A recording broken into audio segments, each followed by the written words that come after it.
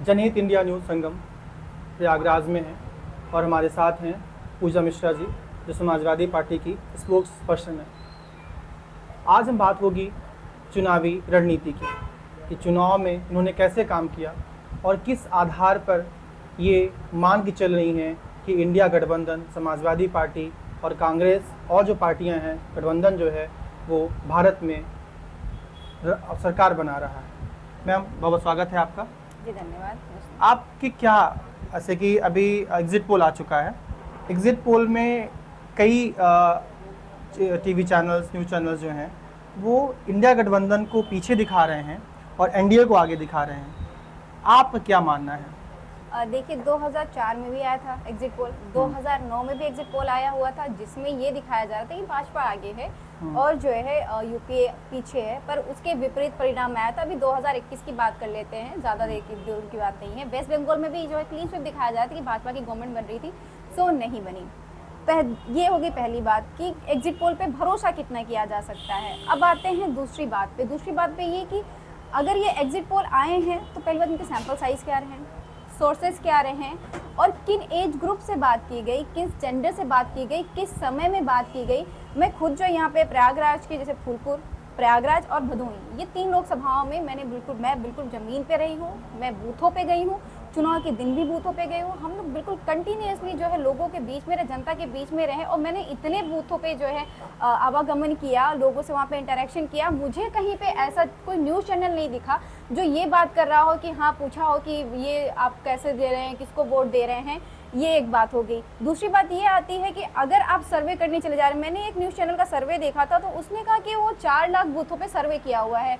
तो अगर आप भारत में देखेंगे तो भारत में 12 लाख जो है बूथों पे वोट पड़ी। तो अगर आप 4 लाख बूथों पे सर्वे कर रहे हैं तो इसका मतलब क्या है कि आप हर तीसरे बूथ पे एक इंसान से बात किए। तो ये एग्जिट पोल कितना हद तक आप एक्यूरेसी लेके जा सकते हैं, इस पे भी जो है बात करनी होगी। और देखिए, जो एग्जिट पोल देती हैं जो कंपनियां, वो पहली बात तो उनका कोई आंसरेबल नहीं हो, तो आंसरेबल नहीं। अगर उनका एग्जिट पोल आया हुआ है, उसका सही आ जा रहा है तो भी कोई बात नहीं, अगर नहीं आ रहा है तो भी कोई बात नहीं है, ना वो सोच डिस्कस करेंगी ना आंसर करेगी। और जहां तक बात रही हमारी पार्टी की, समाजवादी पार्टी की, तो समाजवादी पार्टी ने भी खुद से सर्वे कराया।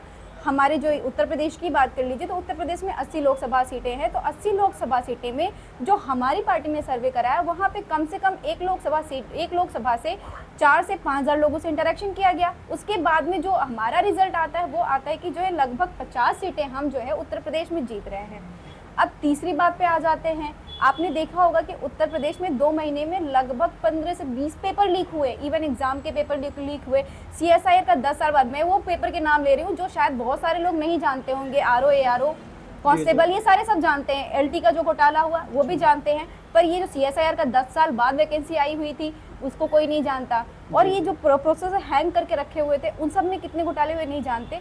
तो ये जो 50,000 जो है आपने वैकेंसी निकाली थी, सॉरी ऑलमोस्ट 60,000 आपने वैकेंसी निकाली थी और 50 लाख जो है उसके अगेंस्ट आवेदन आए थे, तो आपको क्या लगता है 50 लाख लोगों ने जो है वोट किया होगा? यहीं पे जो है प्रयागराज में ही जो है जब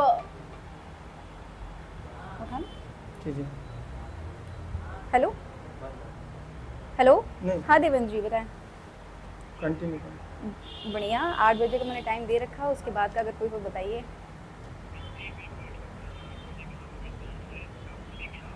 नहीं, 4 तारीख को मैं काउंटिंग ड्यूटी में रहूँगी, अंदर रहूँगी। हाँ, अंदर रहेंगे। हाँ ठीक, नहीं ओके, थैंक यू जी। तो आपने ऐसा क्या किया है कि आप सोच रही हैं कि आपको यानी कि आप जीत रही हैं? ऐसा आपने क्या जनता से बातें की हैं?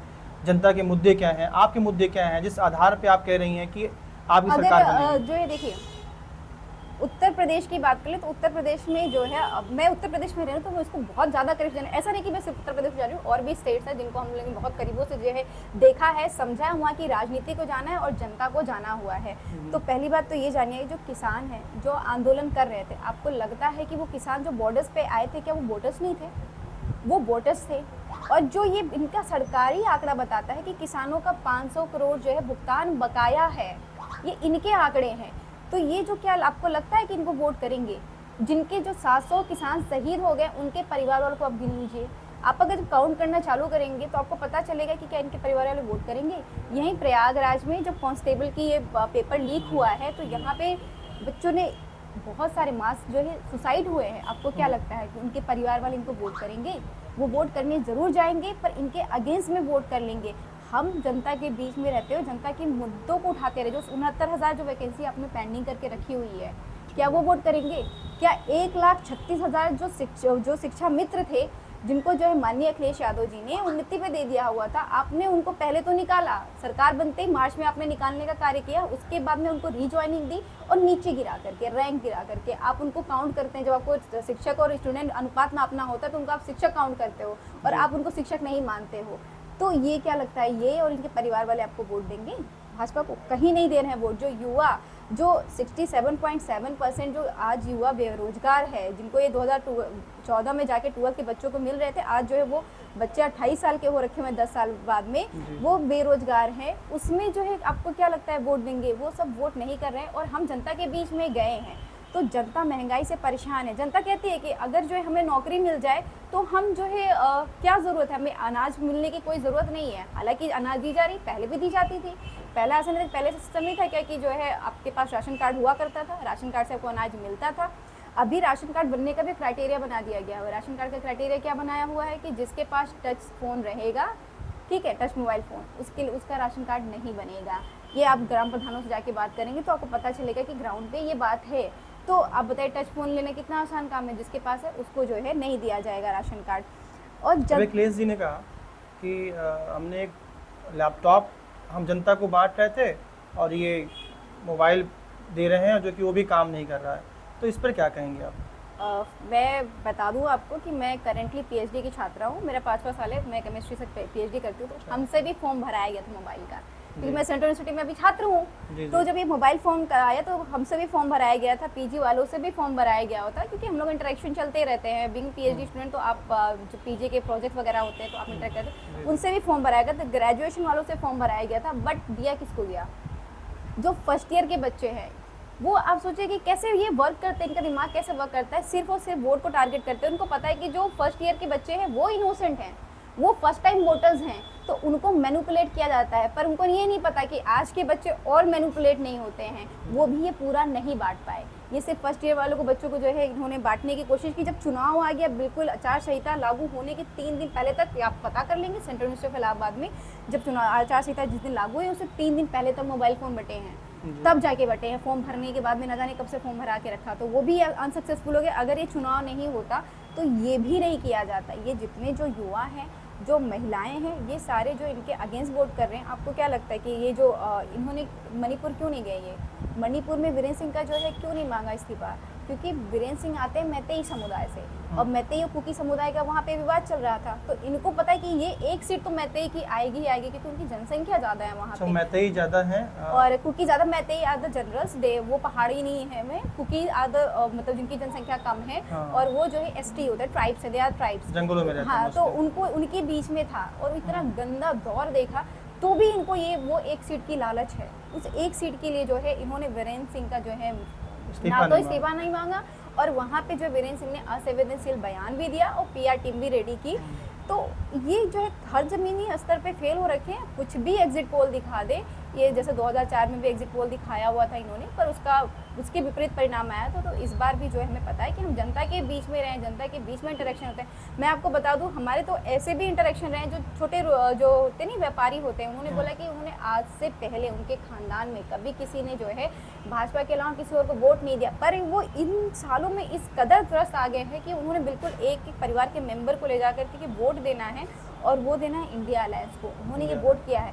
आप अगर जाएंगे तो आपको पता चलेगा कि 10 लोग कन्वर्सेशन कर रहे हैं ना, 2 लोग भाजपा की बात कर रहे हैं, मतलब 4 लोग इंडिया की बात कर रहे हैं। अब ये जो है 6 हो गए, 4 जो बच्चे वो शांत है ना, वो जो 4 शांत है ना, वो भी इंडिया अलायंस को वोट कर रहे हैं, क्योंकि ऐसा लगता है कि भाजपा के अगेंस्ट बोले तो बोले कौन। लेकिन बीजेपी जो जहाँ तक मुझे लग रहा है, या मुझे क्या, जो फ्लोर में है, जो फ्लोट हो रहा है मार्केट में, सोसाइटी में, कि बीजेपी लगातार सिर्फ राम मंदिर की बात कर रही है। तो और आप यानी कि समाजवादी पार्टी और कांग्रेस को, दोनों को ही अगेंस्ट राम दिखा रही है। और अभी हाल फिलहाल में आपके पार्टी के कुछ एमएलए जो हैं पार्टी छोड़ करके राम के नाम पर बाहर आए हैं कि उनकी अंतरात्मा जग गई, अंतरात्मा की आवाज़ सुन करके, इसमें क्या कहेंगे आप? बिल्कुल जिससे कि देखिए जो है क्या आप लोग सच में राम विरोधी हैं? आप तो एक ब्राह्मण हैं, पूजा मिश्रा जी हैं, तो आप तो पार्टी में हैं, तो क्या आपको रोका था जय श्री राम मत बोलो? जय श्री राम बोलिए श्यावर रामचंद्र की जय। जी भाई सनातनी है, जी जी। हम सनातनी हैं। हमारी पार्टी में कभी भी किसी भी धर्म के लोगों को ना तो उपेक्षित किया गया, ना ही कभी किसी धर्म के अगेंस्ट बोला गया, ना ही कभी किसी को रोका गया कि राम मंदिर जो है आप ना जाइए। अगर कोई साक्ष्य के साथ कह दिए कि माननीय अखिलेश यादव जी ने ये कहा हो कि आप राम मंदिर ना जाइए, माननीय अखिलेश यादव जी तो एटा में बना रहे शिव मंदिर, वो हमारे शालीग्राम की पूजा हुई थी पार्टी कार्यालय में, पर माननीय राष्ट्रीय अध्यक्ष श्री अखिलेश यादव जी ने एक बार भी मंच से नहीं कहा। ये मैं आपको बता रही हूँ कि हम लोग वहाँ पे गए थे, पूजा में सम्मिलित हुए थे, और जो है गए हैं पार्टी छोड़ करके, वो तो उनका ज़मीर ही जानता होगा। हो सकता है कभी फ्यूचर में उनके अंतरात्मा जागे, वास्तव में जागे, तो फिर वो बताए क्यों गए थे पार्टी को छोड़ के, पार्टी को दगा क्यों दिया। पार्टी को दगा देने का मतलब होता है कि जिस जनता ने आपको वोट किया है, साइकिल का बटन दबा करके आप उनको दगा दे रहे हो, आप पता नहीं किस मुंह से उनके सामने जाएंगे। तो वो भी थे उस पूजा में, तो वो बिल्कुल साथ साथ में खड़े थे, तो फिर वो ज्यादा अच्छे से जानते होंगे। और एक बात बहुत, आपको क्या लगता है कि मनोज पांडे ने क्यों छोड़ा? अब उनकी जब अंतरात्मा जागेगी बिल्कुल तो फिर वो बताएंगे। लेकिन एक बहुत फैक्ट की बात ये होती है कि जो सरकार है ना, भाजपा सरकार है, सत्य के साथ खड़ा होना बहुत मुश्किल होता है। ये हर कोई नहीं रह पाता है, जैसे कि हेमंत बिस्वा शर्मा नहीं रह पाए, कर्नाटका के रेड्डी जी नहीं रह पाए, ईडी जैसे ही पड़ी, एक बार छोड़ा, इंडिपेंडेंट चुनाव लड़ा, फिर आ गए एनडीए में, पर केजरीवाल जी रह सके, हेमंत सोरेन जी रह सके, ठीक है। तो जो रह सकेंगे ना, उनके साथ में तो देखिए इस तरीके की चीज़ें बर्ताव होंगी, पर रह पाना मुश्किल है। तो ये हो सकता है कि जो उनकी अंतरात्मा जागे तो फिर पता चले। आप सोचिए कि भाजपा को पहले पता चल गया था कि इनकी अंतरात्मा जागेगी, जितने राज्यसभा सीटें वो निकाल सकती थी, उससे एक एक्स्ट्रा लड़ाने की क्या जरूरत थी। इनको कैसे पता था कि जो है ये अंतरात्माएं जागने वाली हैं? मतलब ये अंतरात्मा में घुस गए थे, अंतरात्मा में घुस गए थे। मैं कुछ नहीं कहना चाहती, मैं बस तथ्य बता रही हूँ ना, कि वो लोगों ने दगा नहीं किया था, उससे पहले इन्होंने एक एक्स्ट्रा प्रत्याशी कर दिया था। से कहा कि नई गाड़ियां आई हैं। ये आप मुझसे ज्यादा आपको जानकारी होगी, आप बस सर्वे कर लीजिए। नहीं, अखिलेश जी ने भरे मंच से कहा कि अभी दूसरा वाला भी चला गया है बीजेपी में, और सुना है कुछ नई गाड़ियां आई हैं।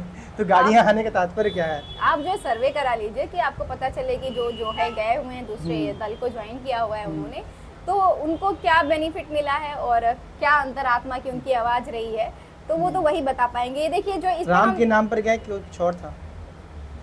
हमारी पार्टी ने कभी जो है किसी को मैं आपके सामने बैठी हूँ, आप एक ब्राह्मण भाई, मैं जो है ब्राह्मण समाज से आती हूँ भाई, इसमें मेरा कोई योगदान नहीं है कि मैं ब्राह्मण समाज से आती हूँ। हम लोग इस पे बिलीव भी नहीं करते जातिवाद वगैरह पे। जातिवाद तो नहीं है, हाँ, लेकिन जातिवाद करना चाहिए किसी को, लेकिन जो मामला फंस ये रहा ना कि जितनी राजनीतिक पार्टियां हैं, तो कोई कहता है जाति का जनगणना कराएंगे, तो जाति का जनगणना पे आपका क्या स्टैंड है और क्यों जरूरी है आपके लिए? आप देखिए कि जो है अगर हम सर्व समाज की बात करते हैं तो सर्व समाज को रिप्रेजेंटेशन भी देना पड़ेगा ना।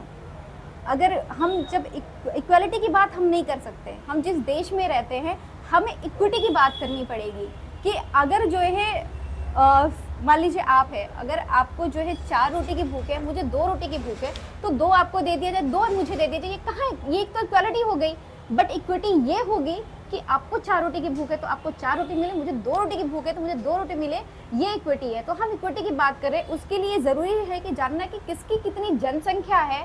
जब हमें जनसंख्या पता रहेगी तब तो हमें पता रहेगा ना कि हाँ इतनी रिप्रेजेंटेशन देनी है, हमें इतने रेशियो में जॉब देना पड़ेगा, तब इतना घर चल पाएगा। अगर हमें पता ही नहीं रहेगा, हमें इन्फॉर्मेशन ही नहीं रहेगी, तो फिर हम कैसे जानेंगे? जैसे वित्तीय अनियमितता की बात कर लीजिए, जब हमें पता ही नहीं चलेगा कि वित्तीय अनियमितता है कितनी, और तो हम दूर कैसे करेंगे? उसको दूर करने के लिए ये जानना भी तो ज़रूरी है ना कि वो अनियमितता है कैसी। कोई भी बीमारी है, मैं मानती हूँ कि ये सब सामाजिक बीमारियाँ हैं, तो सामाजिक बीमारी है तो बीमारी का रूट कॉज तो जानना ही पड़ेगा। जब तक आप कॉज नहीं जानेंगे तब तक आप बीमारी का उपचार कैसे करेंगे? मुझे लगता है इसलिए ये ज़रूरी है। पहली सरकारें थी आपकी, राज्य सरकार में थे आप, केंद्र में सहयोगी थे आप, तो जातिगत जनगणना जैसे मुद्दे जो आपने पहले क्यों नहीं किया? बीजेपी कह रही है कि आप सिर्फ वोट के लिए जातियों के नाम पर देश को बांटने की कोशिश कर रहे हैं। अच्छा देखिए 2014 में इनकी सरकार बनी है, तो 2014 से पहले 2010 में जातीय जनगणना हुई थी।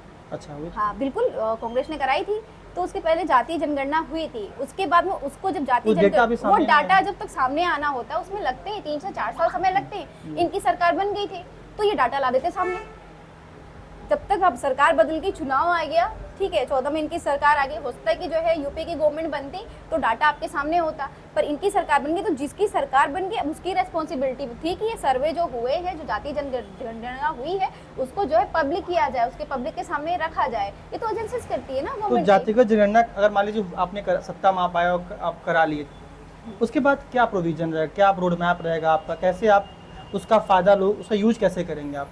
मैंने आपको पहले ही बताया कि जैसे कि जिसकी जैसे संख्या है उस हिसाब से आरक्षण बढ़ाएंगे आप? जॉब में जो है उस तरीके की उनको जो है वो मिलेगा, क्या कहते हैं अपॉर्चुनिटीज दी जाएगी। अब वो डिपेंड करता है ना, वो जब जातीय जनगणना होगी तो फिर देखा जाएगा कि वहाँ पे अपॉर्चुनिटी की कितनी जो है स्पेस बनते हैं, कैसे अपॉर्चुनिटीज दी जाती है। जरूरी नहीं कि आरक्षण ही बढ़ाया जाए तभी राहुल गांधी कह रहे हैं ना कि अगर हम सत्ता में आते हैं तो संविधान संशोधन करेंगे और आरक्षण को बढ़ा के 70-75 जो कुछ भी हो सकेगा। नहीं, ऐसा नहीं कहा, आप एग्जैक्टली बयान को कोट नहीं कर सकते ऐसा। हाँ, और हाँ। जो है संविधान में संशोधन की बात जो है इंडिया अलायंस के किसी भी जो संगठक दल ने नहीं किया हुआ है। हाँ, राहुल गांधी जी ने कहा था। ये जरूर है कि जो है ये जो कहा जा रहा है कि इक्विटी करेंगे। राहुल गांधी जी का बयान है कि जो 50% फिक्स कर दिया किसने, सुप्रीम कोर्ट ऑफ इंडिया हाँ, ने, 50% तो वहाँ उसके ऊपर ले जाएगा जरूरत पड़ी तो। अगर जरूरत पड़ी तो, अगर वो कॉन्स्टिट्यूशन के अकॉर्डिंग आता है तो, ऐसा नहीं कि अगेंस्ट कॉन्स्टिट्यूशन कर देंगे, अगर अगेंस्ट नीड कर देंगे। वो अगर जरूरत पड़ती है और कॉन्स्टिट्यूशन अलाउ करता है तो जो है उसमें जो भी जरूरतें होंगी, जिस तरीके से हमारे कंट्री को जरूरत पड़ेगी। आप जानते हैं कि समय के साथ में जिस तरीके से देश तरक्की करता है या आगे बढ़ा हुआ, तो जो जरूरतें पड़ी हुई है वो चेंजेस जो है की जाती है। जी। अगला सवाल, आपने आपके अलायंस ने लगातार मुद्दा उठाया संविधान खतरे में है, तो किस तरीके से संविधान खतरे में है? चंडीगढ़ को जो है पूरे देश ने देखा, किस तरीके से जो है मेयर जीता हुआ हराया गया।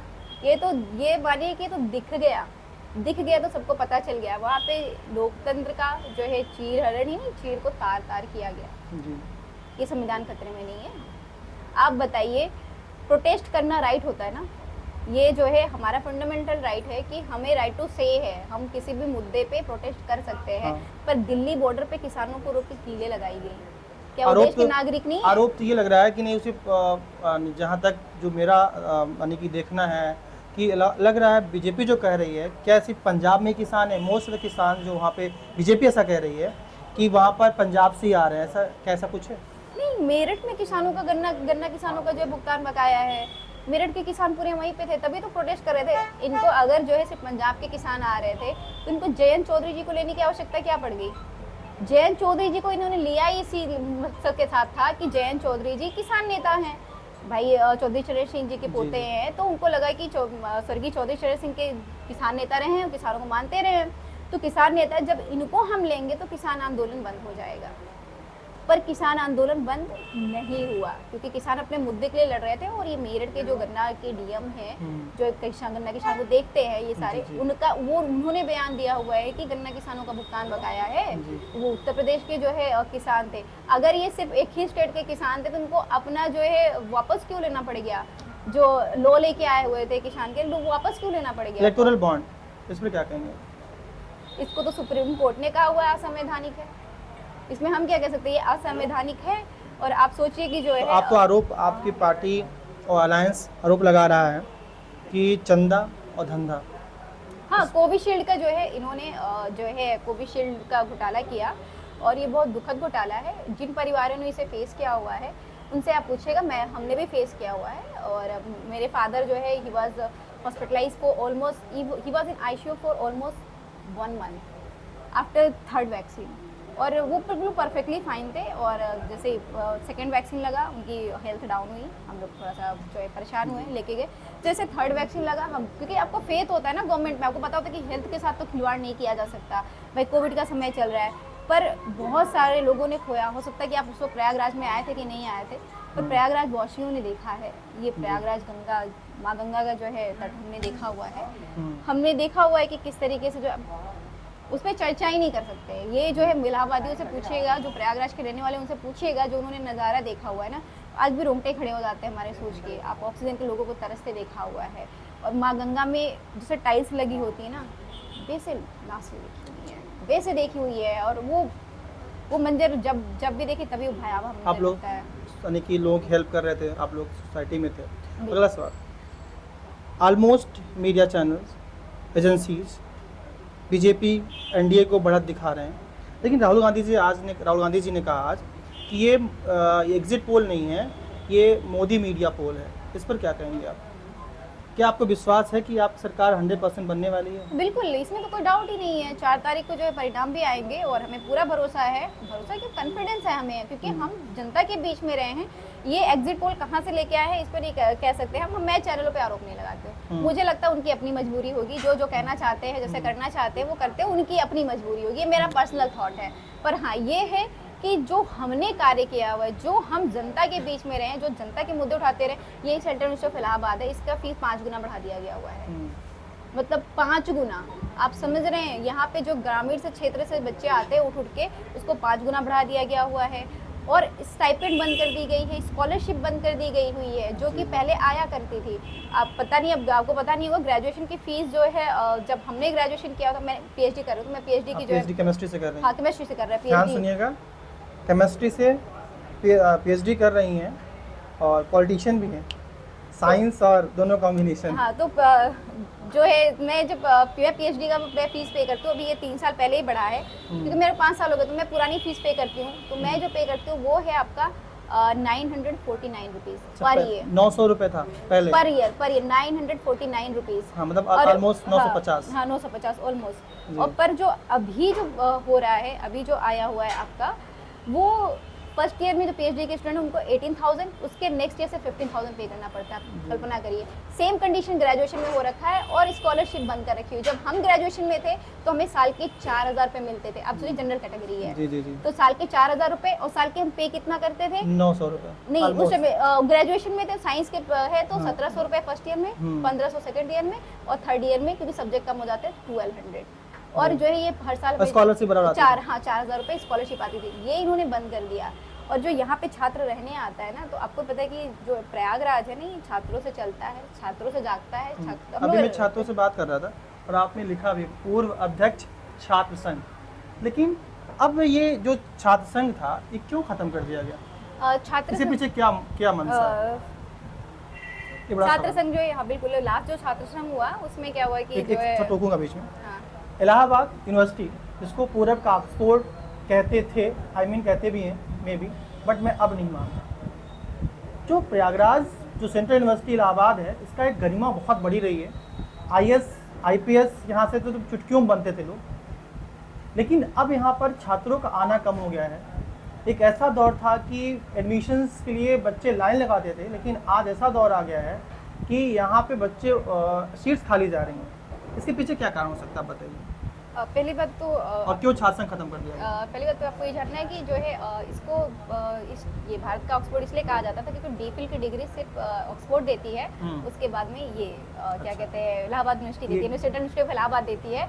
जो बाकी पीएचडी आप करते हैं ना, तो आपको डॉक्टरेट ऑफ फिलोसफी, मतलब डीफिल नहीं कहते हैं उसको, आपने पीएचडी की हुई है, ठीक है, आप अपने फिलोसफी की हुई, डॉक्टरेट की हुई है, तो जो है जो डीफिल की जो उपाधि है, ये जब यहाँ से पीएचडी करते हैं आप सेंट्रल यूनिवर्सिटी ऑफ इलाहाबाद से, तो डीफिल उसको कहा जाता है। इसलिए जो है इसको या तो वहाँ पे ऑक्सफोर्ड पे रहती है पूर्व जो है, इसलिए इसको पूरब ऑक्सफोर्ड कहते हैं।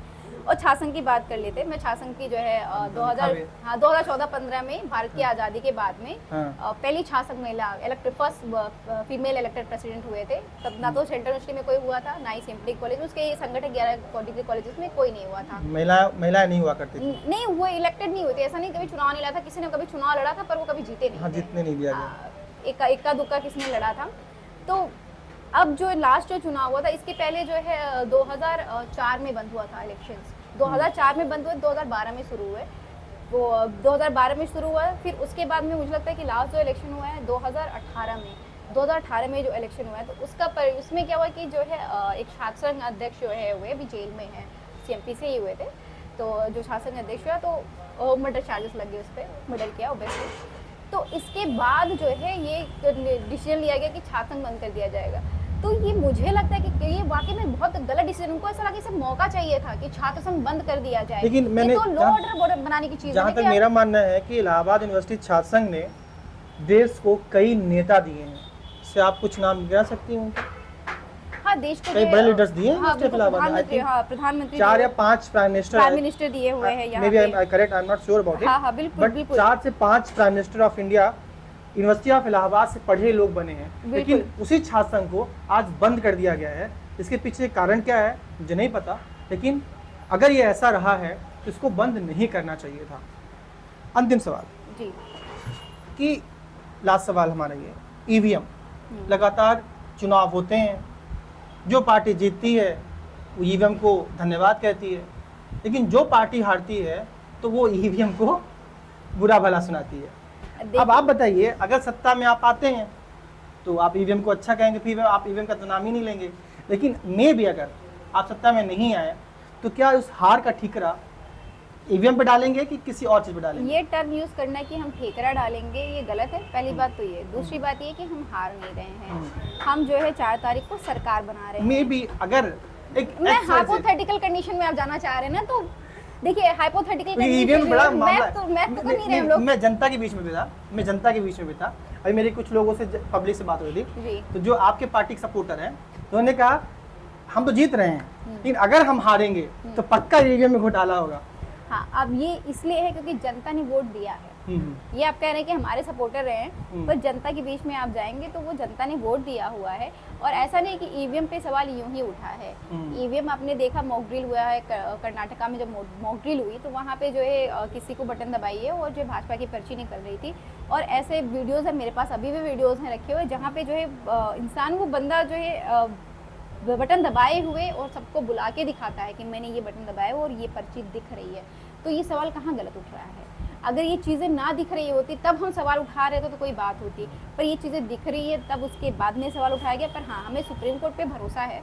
सुप्रीम कोर्ट ने जो गाइडेंस दिया हुआ है इलेक्शन कमीशन को, अगर वो गाइडेंस को पूरी तरीके से फॉलो किया जाता है तो हमें लगता है कि जो है चुनाव परिणाम पे बेईमानी जो है होना बहुत थोड़ा मुश्किल हो आज जाएगा। मैं अखिलेश यादव जी, माननीय अखिलेश यादव जी का, मैं राष्ट्रीय अध्यक्ष आपके जो हैं, मैं उनका आज पढ़ रहा था, उन्होंने एक चीज़ लिखा था कि हमें पूरा विश्वास है माननीय उच्चतम न्यायालय पर, और हमारे जो कार्यकर्ता हैं वो अपने पोलिंग बने रहें, पहरेदारी पे लगे रहें, ईवीएम में कोई घोटाला ना होने पाए। और बहुत बहुत शुभकामनाएं आपको कि आप जीत हासिल करें और सरकार बनाएं। जनहित इंडिया न्यूज़ लगातार ऐसे सामाजिक मुद्दे उठाता रहेगा और आप तक पहुंचाता रहेगा। जय हिंद, जय भारत।